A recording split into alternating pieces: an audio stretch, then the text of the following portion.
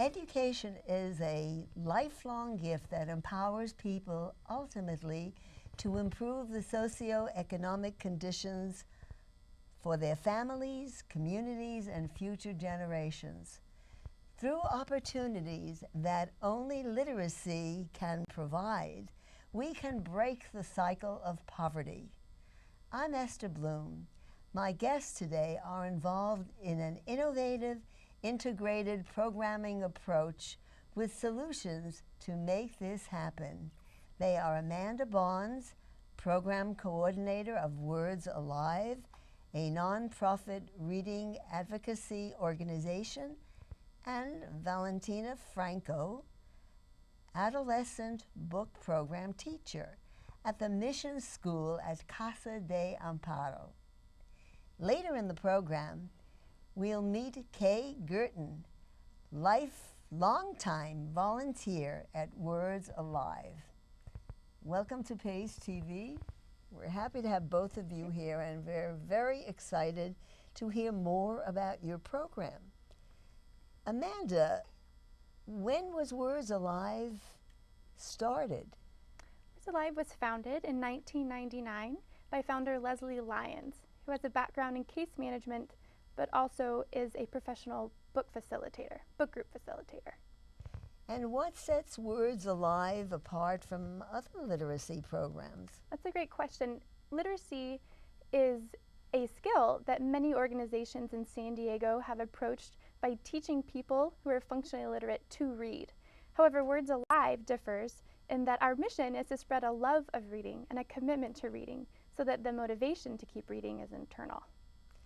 Yeah, that makes a big difference. I've often wondered what would be the clue to get a child to read aside from reading to them. Is that part of the programs that you do? Absolutely. Again, our mission is to inspire love of reading. So one of the ways we do that is by bringing in volunteers who are also big readers on their own to share their enthusiasm for the practice that we hope helps plant that seed of motivation for our program participants to read on their own. Well, how has literacy changed in the 10 years of Words Alive's existence? Well, Words Alive began, our core program is Adolescent Book Group, where trained volunteers and a facilitator facilitate an hour-and-a-half discussion of a book with at-risk, low-income, or underserved communities, usually youth between the ages that would be in grades 9 to 12. However, in the past 10 years, what we found is that inspiring a love of reading doesn't have to wait until 9th grade. So we have changed our literacy programs to include early literacy intervention that reaches preschool-age children and also their parents through parent workshops that address why reading with your children is so important. Well, how do you go about that? I mean, an early literacy intervention. I mean, surely children don't read at that early age. How do you encourage the love of that? We do that in two ways. One is to bring volunteers into preschool age classrooms where children love hearing stories, even though they don't know how to read those stories in a book themselves. And we have volunteers read children's book to them in a very engaging way that gets them excited about hearing them. We also educate parents about the importance of sharing books with their children at home and try to help them understand that it's not about teaching their children to read, it's just about exposing their children to books and all the new things that are in those books children may not have learned about yet. Well, for the most part, what do you find about the parents? Are the parents themselves literate? It really depends on the population where we provide the workshops at. Words Alive as an organization, the population that we hope to extend our services to tend to be low-income, at-risk, or underserved communities. And statistically, that usually means that if that is attached to your community, parents in that community usually tend to have low literacy levels. And that's one reason why they say that literacy isn't necessarily genetically inheritable, but can be culturally inheritable. And so when we interact with parents who themselves are struggling with literacy, we really try to give them a skill set that enables them to share books with their children that may not always necessarily involve reading the story itself, But for example, playing I Spy with objects in the book, or talking about their own knowledge of whatever the book covers as a topic, like dinosaurs, farm animals, things like that, or reviewing colors and numbers with a child, or letting the child tell a story based on the illustrations that are there. So it's not about parents needing to feel any kind of anxiety about sharing books with their children if they struggle with reading, but knowing that they are still very empowered to help their kids in that I way. would imagine they feel self-conscious about their lack of ability to read.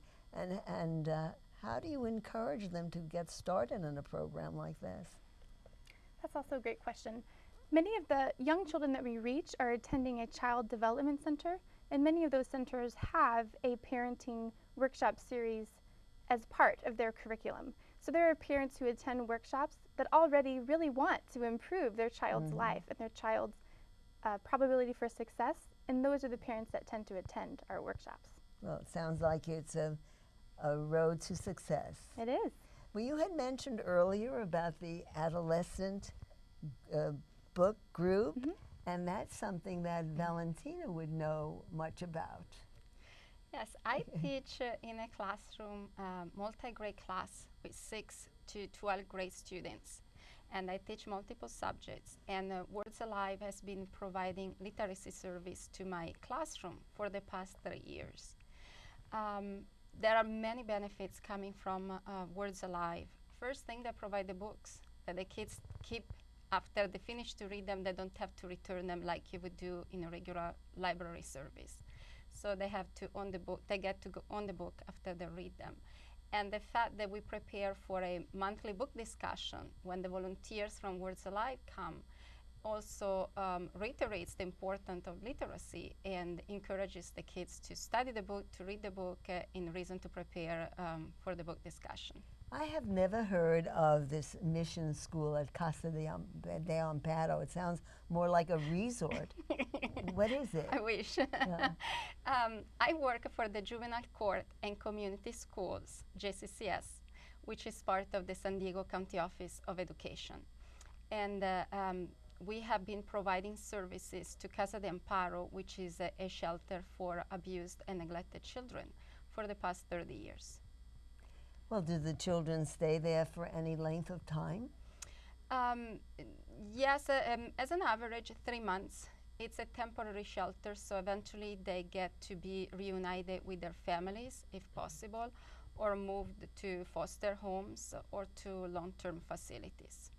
Well, how do you teach these children if they are here on such a temporary basis? What kind of a connection can you possibly make? Well, that's the challenge, but I embrace the challenges. First of all, I have to say I work with a group of people that are exceptional. I receive the transcripts from the previous schools that the children attended. Based on the transcripts, I decide what their needs are, and we try to provide them with the credits that they lack. Most of the time they lack credits because they miss school days. And to build up those skills that the kids haven't had the chance to develop yet. The connection has to happen very fast because I never know for how long the children stay there. But I love my job, which makes it much easier. Yes. I embrace the challenges, and there's not a day that I don't go to work and I get inspired by my students. Well, that would explain what led you to teach at this school. And what is the average day in the life of a child who goes to that school like? What is it like? Well, the school provides the services to the shelters, so we are in the same building. So the kids wake up very early, they have breakfast, we start class at 8 o'clock, like pretty much you would do in any school. And they have their snack break, their lunch break, they're back in class till 2 o'clock every day. So we provide 6 hours of education every day.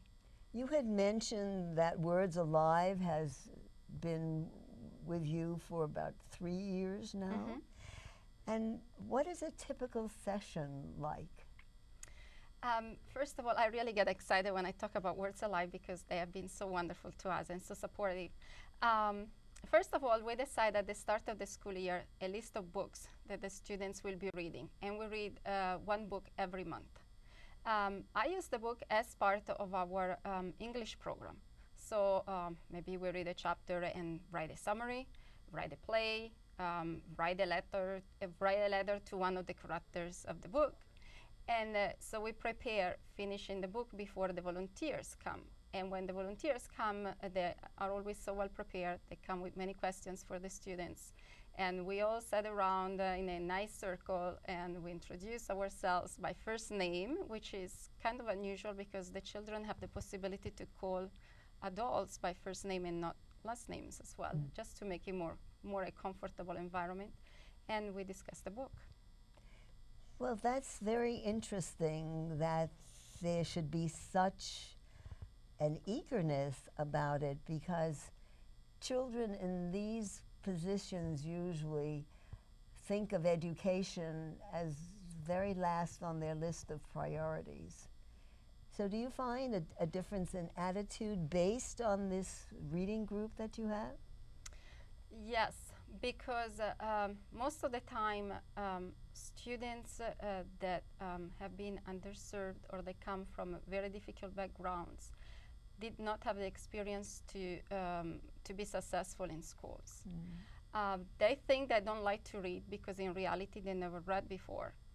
Many times I had students telling me it's the first book I read. And the fact that they get to own the book at the end of the session, at the end of the month. And there are adults that come and just dedicate time for them. With respect, they sit down in a circle and they listen to the students' opinion and they share their opinions about the books. Makes a big difference.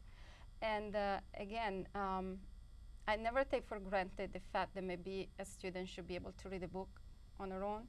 We always read the books in the class first. They're part of our English program, so we do lots of work to prepare for the book club. I incorporate technology as well. Students do PowerPoint presentations based on the characters, on the historical aspect of the story, whatever is the story in the book. Study the settings. For instance, 2 months ago, we opened a blog. We read To Kill a Mockingbird, and the kids opened a blog and discussed the book online as well. It covers many aspects of our daily academics. Well, do they read aloud, or are they self-conscious about that? I encourage them to read aloud, and I am now at the point where everybody enjoys to read and they ask if they can read more, which I'm very happy about. Yeah. At first it's kind of intimidating, but you can hear my Boston accent. I'm from Italy, so English is my third language. I speak Italian first, French second, and English third. And I tell my students, if I can do it, you can do it too. Well, yes, I'm sure that you have many Hispanic-speaking children, so that you, I guess, as part of the Romance languages, so that you can make a connection. Yes, we do. And why do you welcome this program? Do you find it has made a difference in your teaching them other subjects? Yes, it has been very inspiring.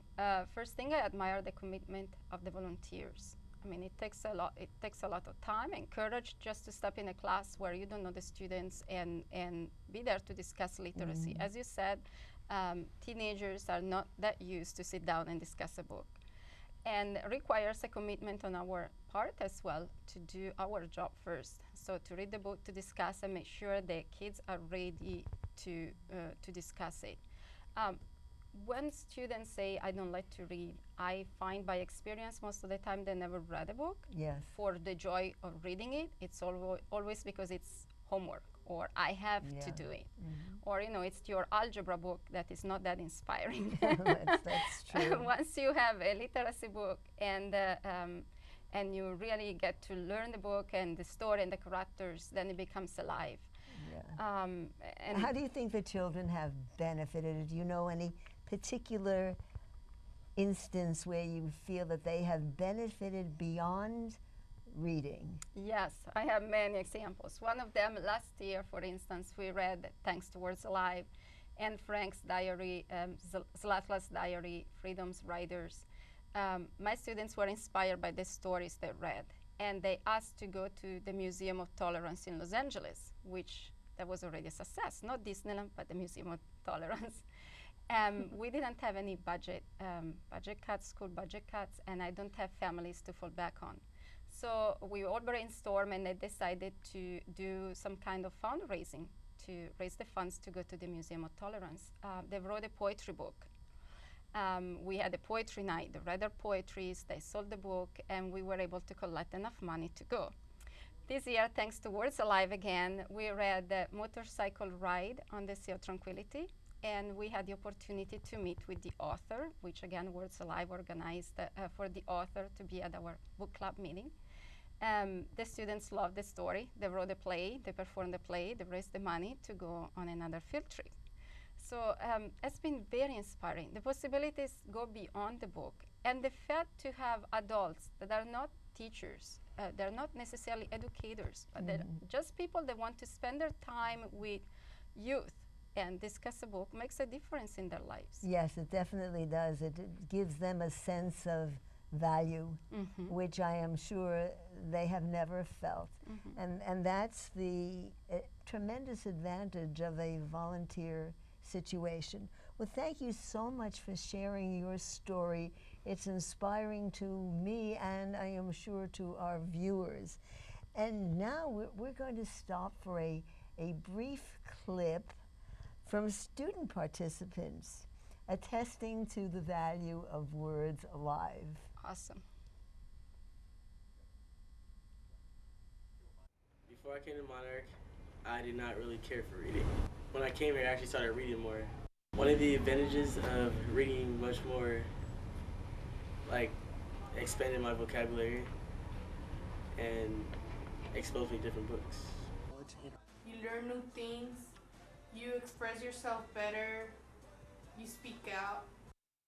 You think your life is hard and you can read a book and it's like, wow, maybe it's not. And if they can do it, why can't I?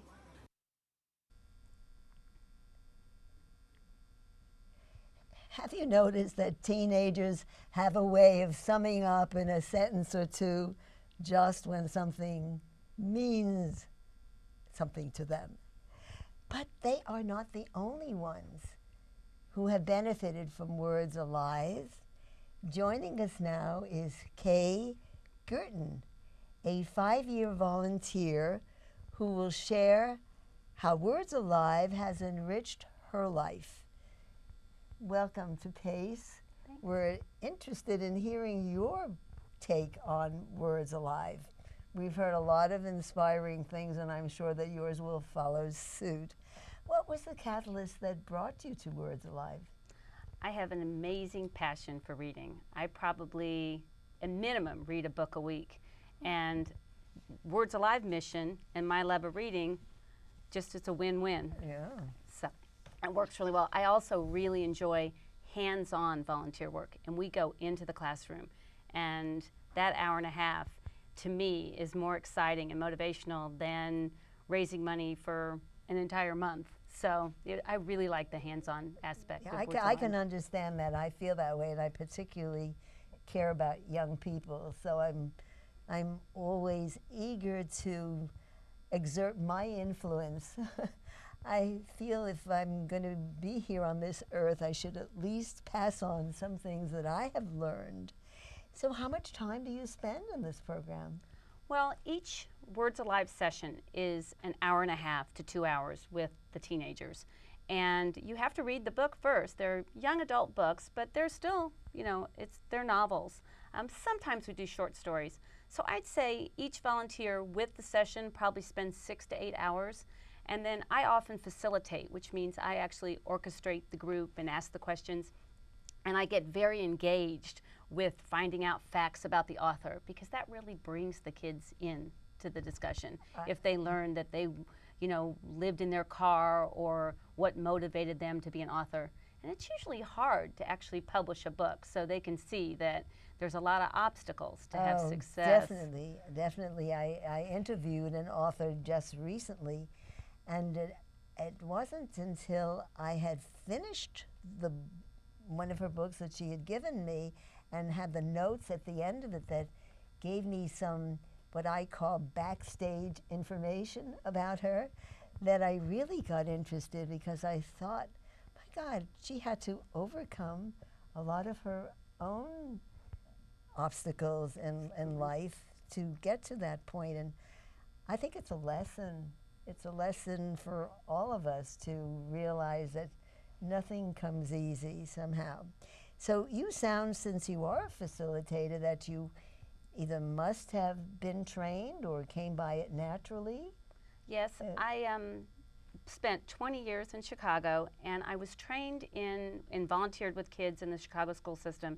I was trained in the University of Chicago Great Books program. And what makes that unique is that it's the inquiry method. And what that means is, for example, if you were reading The Three Pigs, you wouldn't ask the kids, oh, who had the strongest house? What you'd ask the kids is, why did the pigs band together? You're always looking to ask a question where there's no specific answer. So that's the inquiry method. It's how to foster discussion. Well, did you choose to work with a particular age group when you joined Words Alive? I was invited to an ABG group at Lindsay Summit, which is a school where most of the young students are either mothers or about to be mothers. And that first session, it was just like this. What I love the most is that we read a book and we have a certain experience or an outlook. Every time I go to one of the groups, and I'm now in a different school, the students' outlook, because of their life experience, is completely different. So that's what I loved about it. I was sold the first time. So I was a volunteer the first year and have been a site chair the last 4 years. Well, do you have any particular memory that is outstanding? I do. I have two that are really important to me. When we were doing Maya Angelou, How the Caged Bird Sings, I had a co-facilitator. So I had one of the students working with me, and she actually had her baby on the desk. And at the end of the session, we all go around and we ask if we'd recommend the book or what we liked about the book. And I was just stopped in my tracks. She said that it gave her hope that Maya Angelou had been abused, had had a baby, had stumbled, made mistakes, and yet she was still such a powerful woman. And she said that she really felt that she could have success, that this gave her the hope, the chance that she could be successful. So that was probably one of the most dramatic comments that we've had. And we also, a really important session we had was on a book, The Things They Carried, which is about the Vietnam War. None of the kids wanted to read it. They said they weren't even born when the Vietnam War was. And I took a book that nobody wanted to read, and we talked about the timeline. We told them about the author. He actually was on a boat to Canada and got halfway across the river, and he turned around and realized that it was a responsibility, something he needed to fulfill. But we made it engaging and fun. We did a raffle, for example, just for a big candy bar, but I asked them, how many times do you think the word carried was in this book? And it was 114 times. But at the end, and this is what makes Words Alive unique, not everyone can always finish the book, and it could be, English might not be their first language. So we went around the group and we asked, if you had to go to combat, what would you take? And even if you hadn't been able to finish the book or English wasn't your first language, we got the Bible, we got a picture of their baby, we got an iPod, which everybody made fun of because they can't charge it and that thing. But it was really fascinating, and everyone gets to participate. And I think that they left knowing a little more about Vietnam, and we had to we ran out of time. That's how. Well, that's extraordinary because most kids today don't know anything about our history. So what you have started with this program is more than twofold, because look at the conversation you're provoking. That is simply stunning. We don't have too much time left, Amanda, but I did want to know that how Words Alive functions. Are they funded? We have an annual budget of about $345,000, and with that budget, we reach over almost 20 program sites. And so that takes a lot of hands, it takes a lot of time, and it takes a lot of support from the community. So to answer your question how we're funded, about a third of that are from grants. that we solicit from large foundations or from the state, things like that. About a third comes from our fundraising events, one of which comes up in the fall called the Authors Luncheon. It's an annual event where we have an author come in and share their story. We also have about 1/3 of our funding come from community support. Well, that sounds like you're on the right track, but I know as a nonprofit, you must have a wish list because there isn't an organization that survives that way if they're nonprofit. And how can our viewers donate to your organization? Our wish list in particular is for expansion funding. We serve over 1,200 participants a month, and more program sites would love us to come to their schools, but we don't yet have the funds to get there. But you do have a website. Yes. And I think we're going to post your website so that if they want to contact you and learn about how they can help, that would be a way to go. They sure can. So what other things can we do? I mean, if somebody out there has something that you need desperately, just give us a whisper. Volunteers. Yes, volunteers are always they're the heart of our program, and they're what make it possible for these children to have these experiences with someone who loves books. So volunteers is always high on our priority list. In terms of practical things, we are in need of a digital camera, a laptop projector to use at trainings for our volunteers and for funding presentations, also a printer for our office. Ours takes a beating on a daily basis. And also book donations. If you are interested in donating books that you have for children, youth, or adults, we would love to be able to repurpose them in the community. Okay, well, maybe Santa will come early this year. Thank you both for sharing your experience with Words Alive and for bringing that kind of information to our viewers. I don't know if everybody out there is aware of all of the good things that you're doing for our community.